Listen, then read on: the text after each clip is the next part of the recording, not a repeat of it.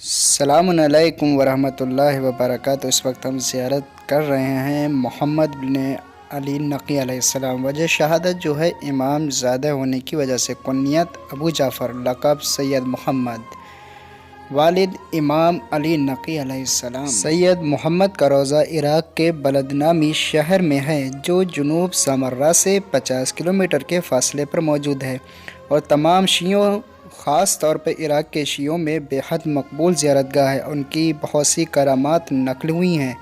7 جولائی سن 2016 میں شام کے وقت سید محمد کا روضہ ایک دہشت گردانہ حملے کا شکار ہو چکا ہے۔ سید مرزا ہادی خراسانی سید حسن آل خواجہ سے، جو امامین عسکرین کے روضے کے خادم تھے، نقل کرتے ہیں کہ وہ کہتے ہیں کہ میں ایک روز ابو جعفر سید محمد کے روضے مبارک کے سائن میں بیٹھا ہوا تھا، متوجہ ہوا کہ ایک عرب شخص جس نے اپنا ایک ہاتھ اپنی گردن کے پیچھے کی طرف کیا ہوا تھا، روضے میں وارد ہوا۔ تو میں اس کے نزدیک گیا اور اس کے حال کی بیماری کی علت کی وجہ پوچھی، تو اس نے کہا کہ میں گزشتہ سال ایک روز اپنی بہن کے گھر میں تھا، تو میں نے دیکھا اس کے صحن میں ایک گوشت فند بندھا ہوا ہے۔ میں نے چاہا کہ اسے ذبح کر کے کھاؤں، تو جیسے ہی میں بہن سے ایسا کرنے کی اجازت نہیں دی اور کہا کہ یہ گوشت فند سید محمد کی نظر ہے، میں نے اس کی باتوں پر توجہ نہیں دی اور اسے ذبح کر ڈالا۔ 3 دن کے بعد سے میرے ہاتھ میں لکوے کے آثار نمایاں ہونے لگے اور دن بدن خون بڑھنے لگا۔ میں اس کی وجہ کی طرف متوجہ نہیں تھا، یہاں تک کہ